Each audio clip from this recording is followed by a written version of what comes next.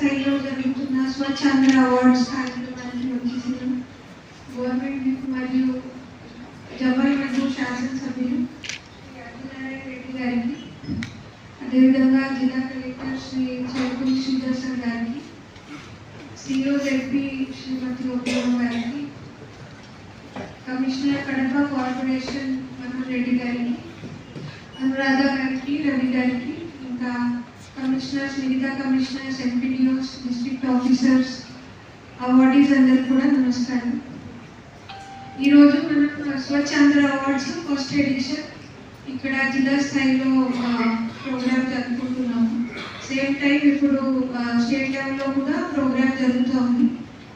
మన గౌరవ సీఎం గారు ఆధ్వర్యంలో మన జిల్లా నుంచి కూడా 2 స్టేట్ అవార్డీస్ కూడా వచ్చినారు. ఒకటి చెన్నూరు గ్రామ పంచాయతీకి స్టేట్ లెవెల్ అవార్డు వచ్చింది. అదేవిధంగా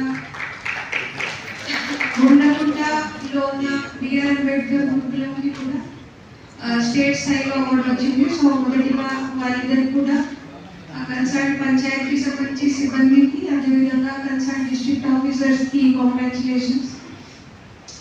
This Swachandra Awards are one of its kind in the entire country, I would say. This Swachandra Swarnandra campaign kuda is one of its kind campaign in the entire country. Manam almost 10 months nunchi కార్యక్రమాన్ని ప్రతి నెల జరుపుకుంటున్నాము. జిల్లా స్థాయిలో, ప్రతి గ్రామ పంచాయతీ స్థాయిలో, మండల స్థాయిలో కూడా. కానీ ఈరోజు మీరు ఈ అవార్డు కేటగిరీస్ చూస్తే దాదాపు 18 కేటగిరీస్ ఉన్నాయి. దీంట్లో ఎంపీడీఓస్, కమిషనర్స్, శానిటేషన్కి సంబంధించి డిపార్ట్మెంట్స్ కాకుండా ప్రతి ఒక్క డిపార్ట్మెంట్ కూడా స్వచ్ఛత యాక్టివిటీలో పార్టిసిపేట్ చేయాలి.